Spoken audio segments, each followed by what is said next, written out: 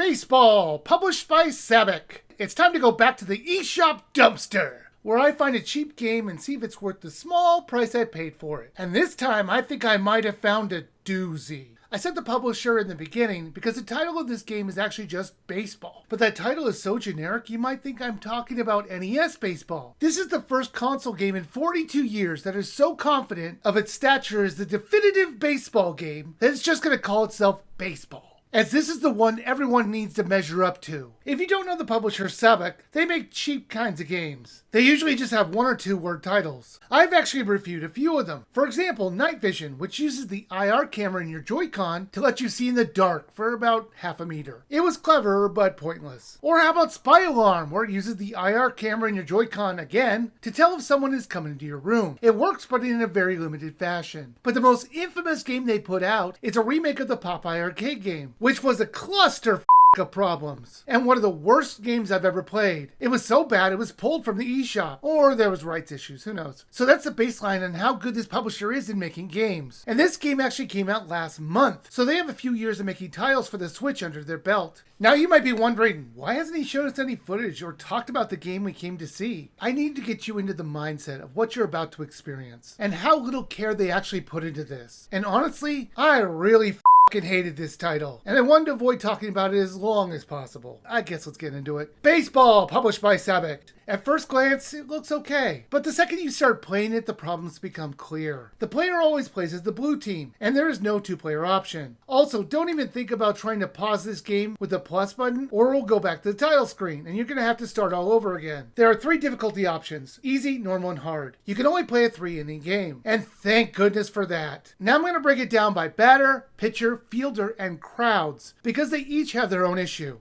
Batting is ridiculous. It's as simple as pressing a button when the ball comes, but you can't change your angle or the way the ball hits your bat. The view is terrible for trying to see if it's going to be a ball or a strike, or really batting in general. Look at some of these pitches. They're clearly over my head, but they're still called strikes. The umpire is terrible at calling balls and strikes, until you realize there are no balls in this game. It's just 3 pitches and you're out. So why do they even have an umpire at all? Now you might be saying, what if there's a foul ball? There are none of those either, as far as I could tell. So you need to swing at every pitch that comes your way.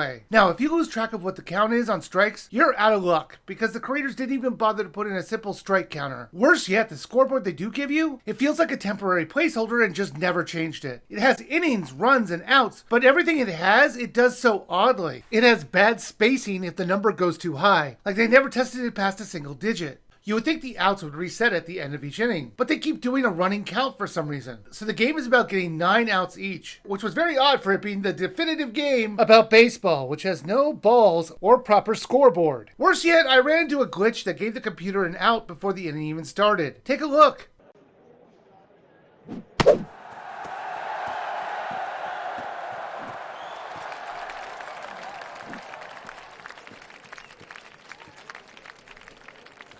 The computer actually starts the inning with 7 outs, so they only have 2 outs to go. Why did this happen? Well, let's rewatch the clip. The inning changed and people swapped positions, but the computer still tagged the person at third, when they really were not there, as it was my character at the time. If they had waited to reset the characters until the batters changed places, this wouldn't have happened. Why am I bug testing this game for them? Pitching has its own problems. They give you a power bar and you have to press a button, and it will throw the ball at that power level. At least in theory. Truthfully, the bar does nothing. You can close your eyes and press the button, and the game will just randomly throw the ball as hard as it wants. You cannot change the way you throw the ball, and it's not possible to hit the player, as it will just phase through them. I'll get into the ball's physics when I start talking about the fielders, as that has issues of its own. Speaking of the batter that we're actually throwing it to, why does he look so angry? He has lifeless eyes and aggravated expressions. The blue team has a normal expression when batting. So why does the computer player look so pissed off? Almost like he's annoyed to be playing this game as much as we are to play it. There are no other player models, so whenever there's a new batter, it's just the same player over and over again. It's really lazy when someone strikes out and there are no walking animations or anything to indicate a new player. It just shows 1 out and then the same player model goes back into its stance. It just kind of feels like they wanted to make this game as quickly as possible. Now let's get into the worst part of this game, which is the fielders. Now, control of the fielders is mostly done by the computer on both sides. I say mostly because you can tell the fielders where to throw the ball. Not that it matters though. It has one of the stupidest computer AI programs I've ever seen. Let's start with the way the ball interacts with the outfield. It will just stop rolling like it's made of a lead weight, and then kind of vanish off the screen until the fielder picks it up. The runner can either go to one base or it's a home run. You can't get doubles or triples. I think it's because the computer players are so bad, they wouldn't be able to stop the runner if they did have the ability to get more bases.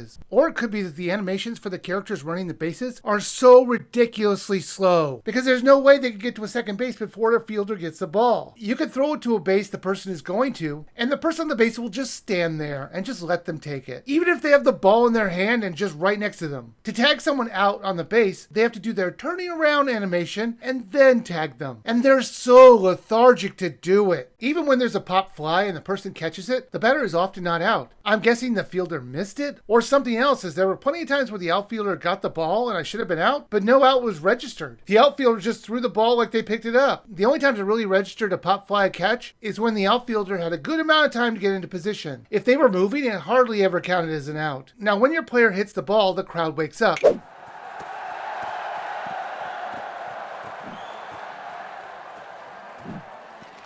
And cheers a little and then sits back down. And then says nothing. There isn't even a peep from them until the ball is hit. Even stranger is when there's a home run.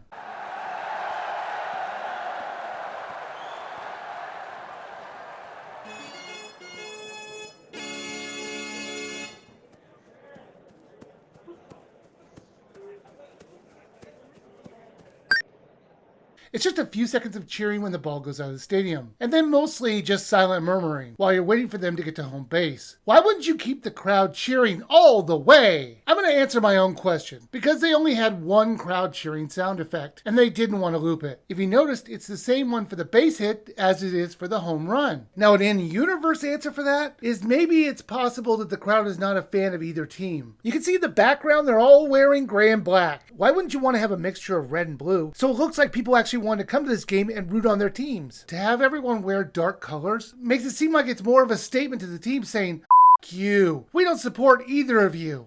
When you look at the stadium from the pitcher's perspective, it's empty. Why is that one part of the stadium empty when it's usually the most popular place to see a game, other than the third baseline? However, it's a ghost town, and you can see the outlines of the chairs back there, so it's definitely seats. But for some reason, no one's there. And the mystery of the crowd only gets more intensified, and they panned over to them as the score was being displayed. I'm not kidding when I say I spit out my drink when I saw this. It was just a bunch of old-timey people in business suits looking like they were about to watch a 1920s baseball game. What the f*** am I looking at? None of these people have legs, and some of them are just heads with little torsos. It seems like they took a bunch of old pictures and cut their bodies in half and stuck them in the stands of this terrible baseball game. This is insanity. However, I did get an answer to why there's no one behind home plate. It looks like they just deleted them so you couldn't see this, which makes sense because it looks terrible. However, they're straight up showing you this as a glory screen when the game is over. Like they're proud of this. This broke my brain when I saw it. It made no logical sense with the rest of the game. Why is everyone so formal and proper when this is a modern baseball game from the looks of the players? If the players were in old-time attire, that might show that this takes place in the past, but there really isn't anything to suggest that. It was at this point I needed to find out what was going on, and my journey started with those background ads. In the back of the stadium, you can see ads for Hockey Nation, Dead Runner, and Boom Time Baseball. That's actually a pretty good name for a baseball game. Why didn't they name it that? Researching it, I found out there's already a game called Boom Time Baseball. Let's take a look at it. Does it look slightly familiar? It is the same ballpark as this game. It's an iPad title from 2012. It takes place in the 1920s and has period accurate batters and pitchers. So you might ask, why does a game from 2024 use the same assets as a game from 2012? To get that answer, I actually researched the company Boomtime Baseball, Distinctive Developments, which is also known as Distinctive Games, which coincidentally also has an ad on the stadium. I found out they have a presence on the Unity Asset Store. And looky there, there's a baseball stadium pack. It's the exact same stadium. I believe they used Ballpark 3 when they say industrial buildings in the background. That makes sense with what I'm seeing. Where it also says the crowds are set up as cutouts. So everything's falling into place. The creators of this stadium actually did a really good job, because with cutouts you're not supposed to zoom in on them. But the creators of this game knew this and decided to use them as their end screen. It's baffling why they did this. So what happened was they must have bought a pre-made stadium and bought some pre-made baseball players, which I think was this one, based on the logos on the characters in the game. They took the most basic stadium and the most standard package of baseball players that they could find in the Unity store and made a game that you can't really call baseball, as it's missing key features. Why not just make this a home run hitting game? It would be much easier to do because you're only tracking distances. And really, they're already doing that in the game. They should have just done that and dropped the whole pretense of making a baseball game at all. Baseball by Sabec was